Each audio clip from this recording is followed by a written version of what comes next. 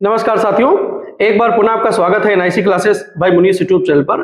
जैसा कि सामान्य अध्ययन से संबंधित एक प्रश्नोत्तरी हम लाते हैं आपके लिए, जिसको बनाने के पूर्व बहुत सारे आयोगों के पाठ्यक्रम को देखा जाता है और प्रीवियस ईयर के क्वेश्चन पेपर को देख करके नए क्वेश्चन तैयार करते हैं। और हमारी यह जो श्रृंखला है वो आगामी प्रतियोगी परीक्षाओं में जहां जहां भी आपसे सामान्य अध्ययन पूछा जाएगा वहां पर यह निर्णायक सिद्ध होने वाली। जैसा कि आप देख भी रहे होंगे, आगामी यूपी लेखपाल, UP TET, UP triple SC, SSC GD, UPPSC और यूपीपी सहित तमाम ऐसी बहुप्रतीक्षित परीक्षाएं हैं जहां जहां सामान्य अध्ययन पूछा जाएगा, वहां पर हमारी यह श्रृंखला, मैं पुनः बोल रहा हूं, निर्णायक सिद्ध होने वाली है। तो बिना देरी की बात की श्रृंखला को हम शुरू करते हैं। पहला प्रश्न रोज की भांति आज भी भारत की राज्यव्यवस्था से ही लिया गया है। प्रश्न आपके सामने है, निम्नलिखित में से कौन भारत का प्रधानमंत्री वित्त मंत्री नहीं रहा है? चार विकल्प है यहाँ पर और प्रश्न की शुरुआत नहीं से हुई है, क्योंकि जब ऐसा प्रश्न परीक्षा में पूछा जाता है तो गलती की संभावना वहां पर बढ़ जाती है। तो हमें क्या करना है, सावधानी पूर्वक पढ़ के और नहीं को हमने अंडरलाइन कर दिया है। ये हमें करना है परीक्षा में भी, क्योंकि वहां पर जब नहीं वाला प्रश्न हमसे पूछा जाता, मैं दोहरा रहा हूं अपनी बात को, तो गलती की संभावना बढ़ जाती है। तो प्रश्न को पढ़ना है सावधानी पूर्वक। निम्नलिखित में से कौन भारत का प्रधानमंत्री वित्त मंत्री नहीं रहा है? चार विकल्प यहाँ पर हैं, बहुविकल्पी प्रकार की श्रृंखला है। चौधरी चरण सिंह, विश्वनाथ प्रताप सिंह, पीवी नरसिम्हा राव और मोरारजी देसाई। चार विकल्प है, चारों भारत के प्रधानमंत्री रहे और बताना ये आपको कि इनमें से कौन सा प्रधानमंत्री वित्त मंत्री नहीं रहा है। तो इस प्रश्न का सही जवाब क्या हो सकता है? उम्मीद करते हैं कि आप अपने जवाब तक पहुंच गए होंगे। तो इस प्रश्न का विकल्प सी सही है। पीवी नरसिम्हा राव भारत के प्रधानमंत्री तो रहे हैं, किंतु भारत के वित्त मंत्री नहीं रहे। माफ कीजिएगा। तो चौधरी चरण सिंह भारत के प्रधानमंत्री भी रहे, वित्त मंत्री भी रहे। विश्वनाथ प्रताप सिंह भी भारत के प्रधानमंत्री भी रहे और वित्त मंत्री भी रहे। मोरारजी देसाई प्रधानमंत्री भी रहे और विकल्प के अनुसार वित्त मंत्री भी रहे हुए हैं। और पीवी नरसिम्हा राव भारत के प्रधानमंत्री हुए, किंतु वह वित्त मंत्री नहीं रहे। पीवी नरसिम्हा राव के समय वर्ष लिख लीजिएगा, वर्ष 1991 ईस्वी में एलपीजी की पॉलिसी लागू हुई थी। एलपीजी का तात्पर्य है एल से लिबरलाइजेशन, पी से प्राइवेटाइजेशन और जी से ग्लोबलाइजेशन, अर्थात उदारीकरण, अर्थव्यवस्था में उदारीकरण और निजीकरण और वैश्वीकरण। ठीक है, वैश्वीकरण, इसको लागू करने का श्रेय किस प्रधानमंत्री को जाता है? तो पीवी नरसिम्हा राव के शासनकाल में भारत में बड़े आर्थिक सुधार किए गए और इसके जनक बताए गए थे डॉक्टर मनमोहन सिंह। ठीक है, याद रखिएगा, एलपीजी पॉलिसी के जनक पूछा जाएगा तो डॉक्टर मनमोहन सिंह आपको बताना है। कब लागू हुई? 1991 में लागू हुई। इस भारत का प्रधानमंत्री कौन था? तो पीवी नरसिम्हा राव थे। और अब हम बचे वाले विकल्पों पर भी चर्चा करेंगे और ये भी जानेंगे पीवी नरसिम्हा राव प्रधानमंत्री बनने के पूर्व किन किन दायित्वों का निर्वहन कर चुके हैं। तो पीवी नरसिम्हा राव प्रधानमंत्री बनने के पूर्व, भारत के प्रधानमंत्री बनने के पूर्व आंध्र प्रदेश के मुख्यमंत्री भी रहे हैं। याद रखिएगा, आंध्र प्रदेश के मुख्यमंत्री भी रहे हैं और भारत के प्रधानमंत्री भी रहे हैं और भारत में आर्थिक सुधारों के जनक बताए जाते हैं, क्योंकि इनके समय, इनके प्रधानमंत्रित्व काल में भारत में उदारीकरण, निजीकरण और वैश्वीकरण की नीति लागू हुई थी। अब हम बचे वाले विकल्पों पर चर्चा करेंगे। पहले विकल्प पर यहाँ है चौधरी चरण सिंह, ये भारत के प्रधानमंत्री भी रहे हैं। ठीक है, भारत के प्रधानमंत्री के पद को भी इन्होंने सुशोभित किया है। भारत के वित्त मंत्री भी ये रहे हैं, जैसा कि प्रश्न में पूछा भी गया है। और उत्तर प्रदेश के मुख्यमंत्री भी रहे हैं। याद रखिएगा। अब बात करते हैं वीपी सिंह की, विश्वनाथ प्रताप सिंह, जिनको वीपी सिंह के नाम से भी जाना जाता है। ये भारत के प्रधानमंत्री भी रहे हैं और भारत के वित्त मंत्री भी रहे हैं, ये जैसा कि प्रश्न पूछा गया है। और उत्तर प्रदेश के मुख्यमंत्री भी रहे हैं ये। ठीक है, उत्तर प्रदेश के मुख्यमंत्री के पद को इन्होंने भी सुशोभित किया हुआ है। अब अंतिम विकल्प पर यहां पर है मोरारजी देसाई। तो मोरारजी देसाई भारत के प्रधानमंत्री भी रहे हैं। ठीक है, प्रधानमंत्री भी रहे हैं और भारत सरकार या केंद्र सरकार में वित्त मंत्री भी ये रहे हैं, वित्त मंत्री भी ये रहे हुए हैं, वित्त मंत्री भी रहे हैं और महाराष्ट्र राज्य के मुख्यमंत्री रहे हैं। ठीक है, महाराष्ट्र राज्य के मुख्यमंत्री भी रहे हैं, मुख्यमंत्री मंत्री के पद को भी इन्होंने सुशोभित किया है। प्रश्न आपसे इतना पूछा गया था कि निम्नलिखित में से कौन सा भारत का प्रधानमंत्री वित्त मंत्री नहीं रहा। 4 विकल्प आपको दिए गए थे, चौधरी चरण सिंह, विश्वनाथ प्रताप सिंह, पीवी नरसिंह राव और मोरारजी देसाई। इस प्रश्न का सही जवाब है पीवी नरसिंह राव। पीवी नरसिंह राव के समय प्रधानमंत्रित्व काल में भारत में एलपीजी की पॉलिसी लागू हुई, लिबरलाइजेशन, प्राइवेटाइजेशन और ग्लोबलाइजेशन। इसे भारत में आर्थिक सुधारों के नए युग की शुरुआत भी कहा गया है। उदारीकरण, निजीकरण, वैश्वीकरण लागू होने के समय भारत का प्रधानमंत्री कौन था, तो आप बताएंगे पीवी नरसिंह राव। और पीवी नरसिंह राव प्रधानमंत्री बनने के पूर्व आंध्र प्रदेश के मुख्यमंत्री के पद को भी सुशोभित कर चुके हैं। बचे वाले विकल्पों में चौधरी चरण सिंह भारत के प्रधानमंत्री भी रहे, भारत के वित्त मंत्री भी रहे और उत्तर प्रदेश राज्य के मुख्यमंत्री भी रह चुके हैं। विश्वनाथ प्रताप सिंह या वीपी सिंह भारत के प्रधानमंत्री भी रहे, भारत के वित्त मंत्री भी रहे और उत्तर प्रदेश के मुख्यमंत्री भी रहे। मोरारजी देसाई भारत के प्रधानमंत्री भी रहे, भारत के वित्त मंत्री भी रहे और महाराष्ट्र राज्य के मुख्यमंत्री के पद को भी उन्होंने सुशोभित किया है। आपसे यह भी प्रश्न पूछा जा सकता है यूपी स्पेशल में कि उत्तर प्रदेश के ऐसे कितने मुख्यमंत्री हैं जो भारत के प्रधानमंत्री भी बने, तो आपका जवाब वहां पर 2 होगा। एक नाम आपको लेना है चौधरी चरण सिंह का और दूसरा नाम लेना है विश्वनाथ प्रताप सिंह या वीपी सिंह का। अगला प्रश्न आपके सामने है, अंडमान निकोबार द्वीप समूह किस उच्च न्यायालय के क्षेत्राधिकार में आता है। अंडमान निकोबार द्वीप समूह किस उच्च न्यायालय के क्षेत्राधिकार में आता है। उच्च न्यायालय किसी भी राज्य का सबसे बड़ा न्यायालय होता है, याद रखिएगा। और उच्च न्यायालय संविधान के भाग 5 के अध्याय 5 में वर्णित है। संविधान का भाग 5 और भाग 5 के संविधान के भाग 6 अभी चाहेंगे। संविधान के भाग 6 के अध्याय 5 में अनुच्छेद 214 से 232 तक उच्च न्यायालयों का वर्णन किया गया है और कहा गया है कि कोई भी उच्च न्यायालय राज्य का सबसे बड़ा न्यायालय होता है। तो प्रश्न यहां पर पूछा गया कि अंडमान निकोबार द्वीप समूह जो केंद्र शासित प्रदेश भारत का है वह किस उच्च न्यायालय के क्षेत्राधिकार में आता है। 4 विकल्प यहां पर आपको दिए गए, आंध्र प्रदेश, चेन्नई, कोलकाता और मुंबई। ठीक है, आंध्र प्रदेश, चेन्नई, कोलकाता और मुंबई।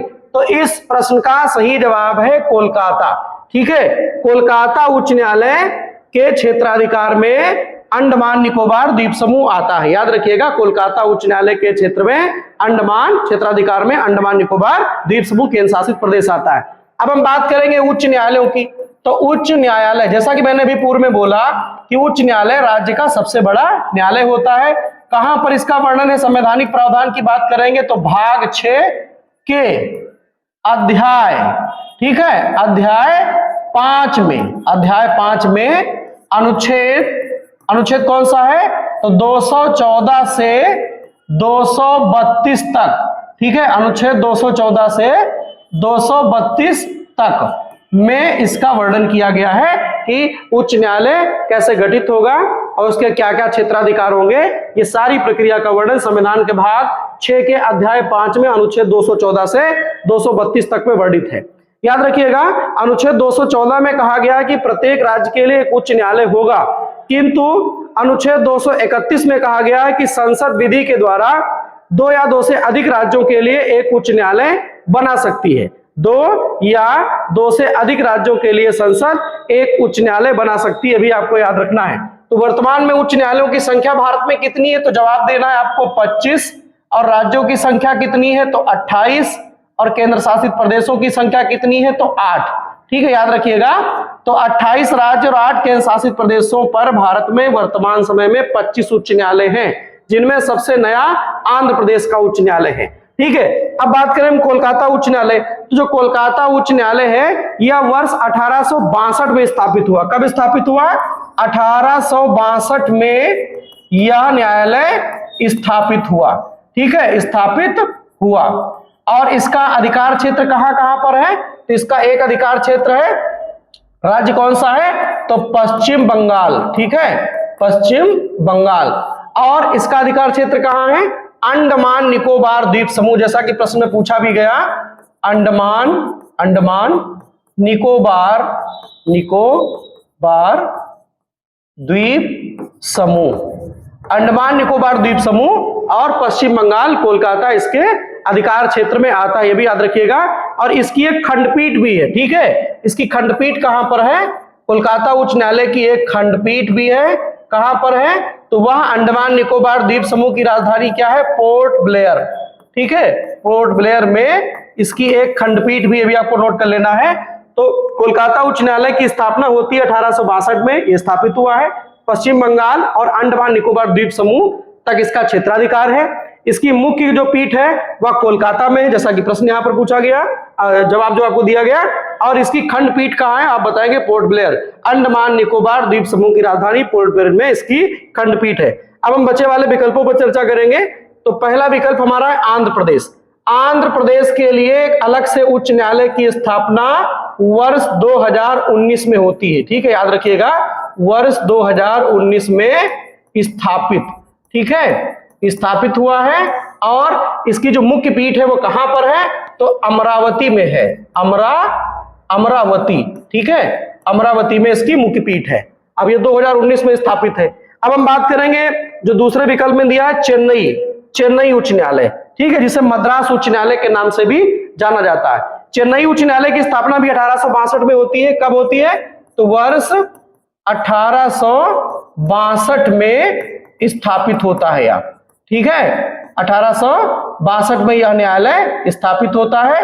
और इसकी जो अधिकारिता है वो कहां तक, इसका प्रभाव क्षेत्र कहां है, तो तमिलनाडु और पुदुचेरी, ठीक है, इसका प्रभाव क्षेत्र कहां है, तो तमिलनाडु और पुदुचेरी। और इसकी एक खंडपीठ है मदुरै में, ठीक है, मदुरै, ठीक है, याद रखिएगा,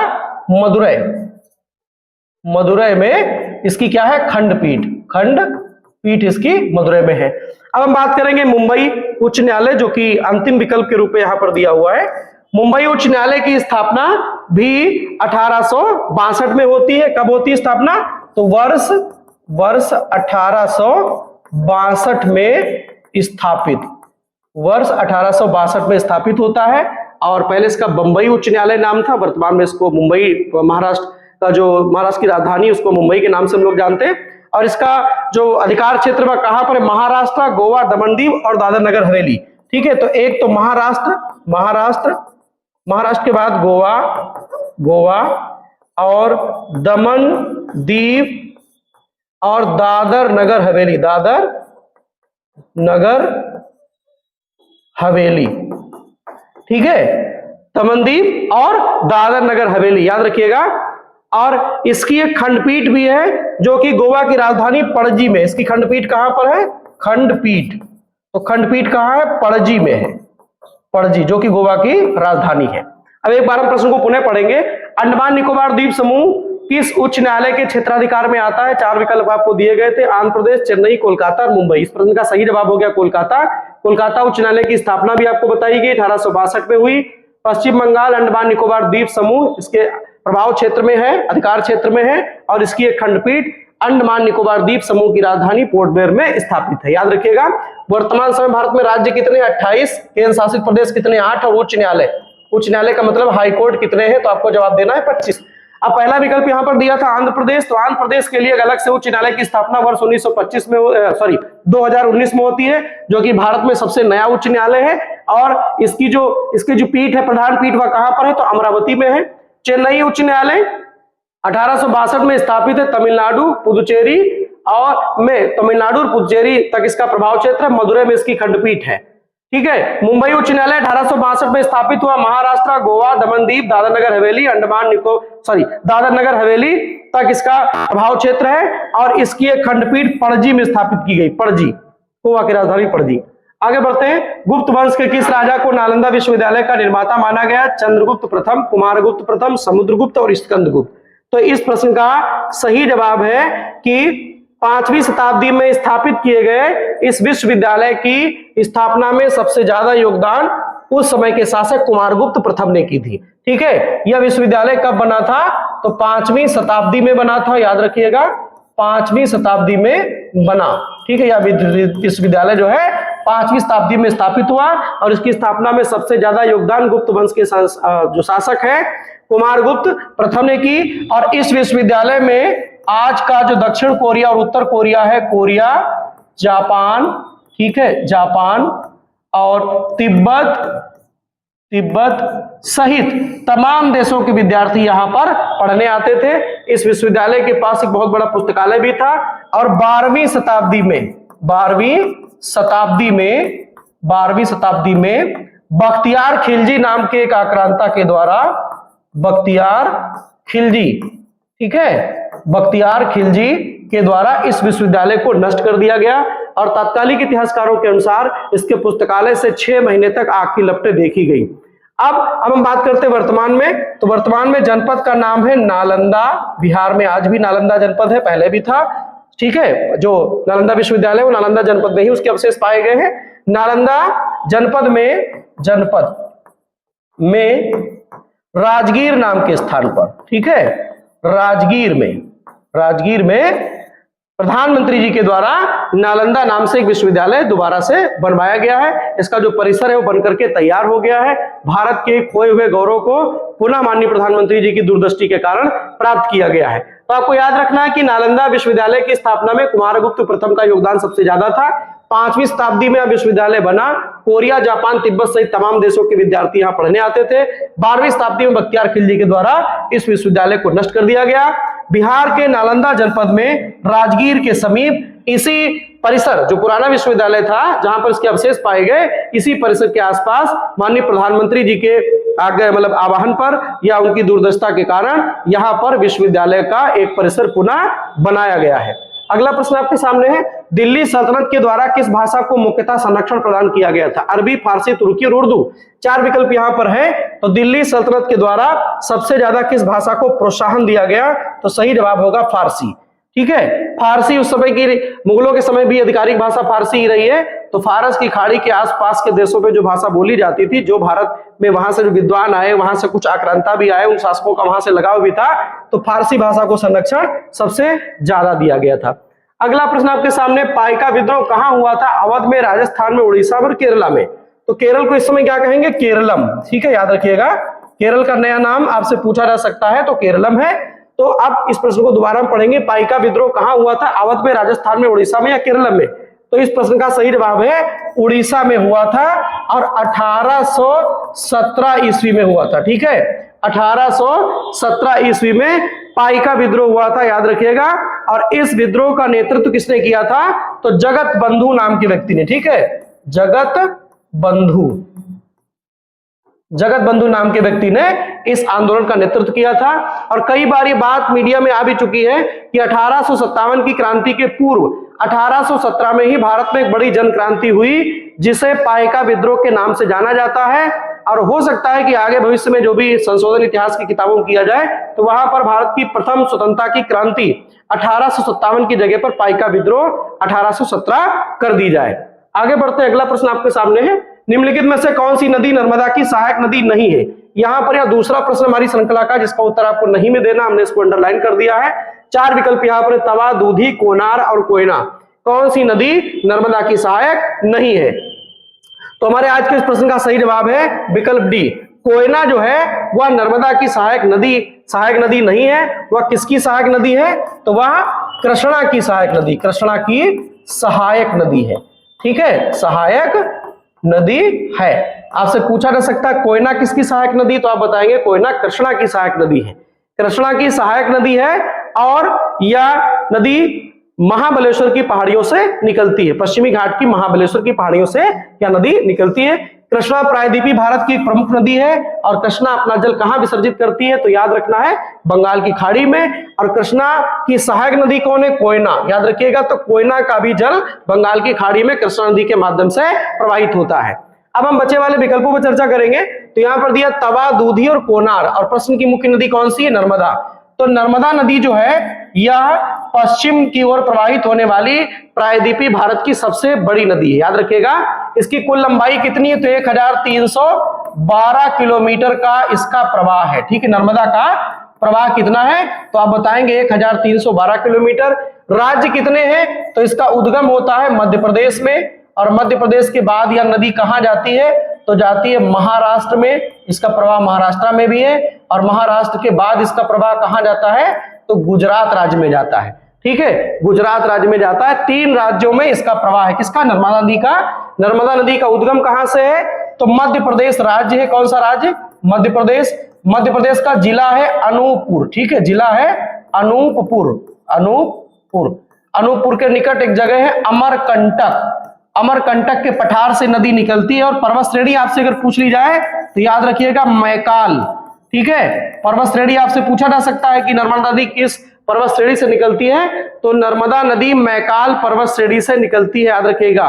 अनूपपुर जिला मध्य प्रदेश अमरकंटक के पास से इसका उद्गम होता है। 3 राज्यों में इसका प्रवाह है, मध्य प्रदेश, महाराष्ट्र और गुजरात। इसकी लंबाई कुल पूछी जाएगी तो 1312 किलोमीटर है और यह पश्चिम की दिशा में प्रवाहित होती है।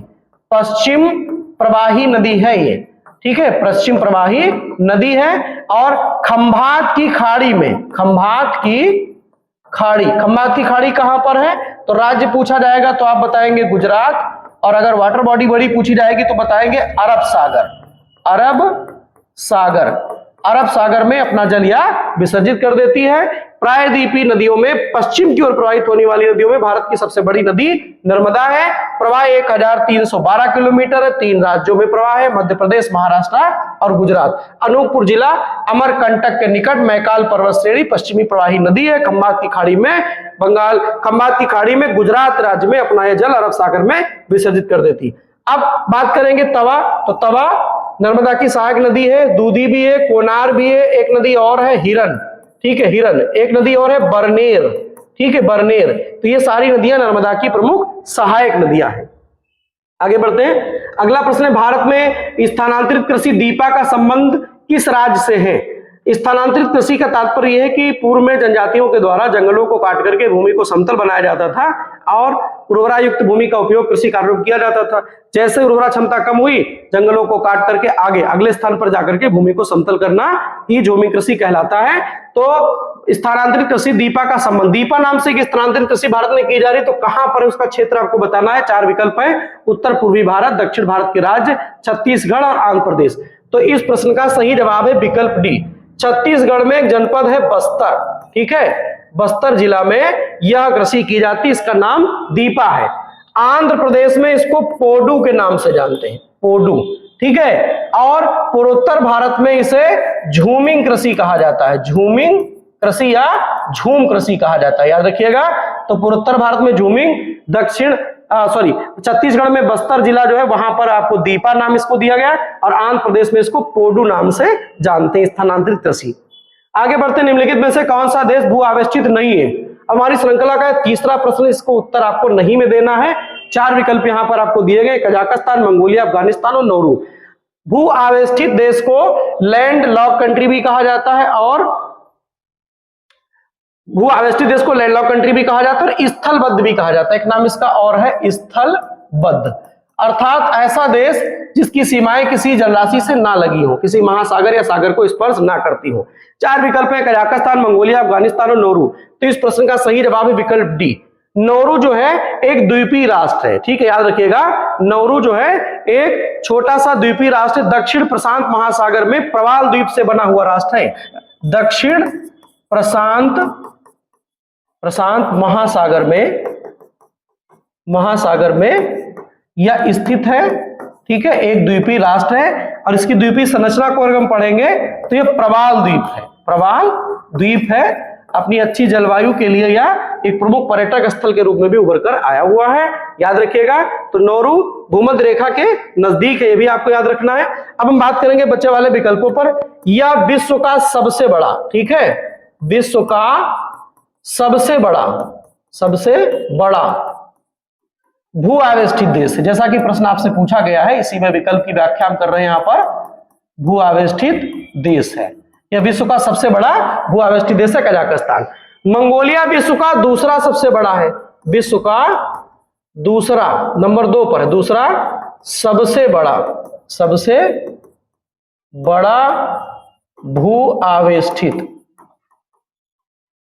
भू आवेष्टित देश है मंगोलिया। अब हम बात करते हैं जो नंबर 3 पर विकल्प दिया, अफगानिस्तान। तो अफगानिस्तान भारत का पड़ोसी है और स्थलबद्ध राष्ट्र है। भारत और अफगानिस्तान के बीच में वर्ष 1893 में एक रेखा बनी थी जिसको कहा जाता है डूरंड लाइन, ठीक है, डूरंड लाइन। भारत और अफगानिस्तान भारत का पड़ोसी देश है और भू आवेष्टित है। भारत के पड़ोस में 2 भू आवेष्टित देश और हैं, आप हमें कमेंट बॉक्स में बताइएगा कि भारत के पास अफगानिस्तान के अलावा ऐसे कौन से पड़ोसी देश हैं जो लैंडलॉक हैं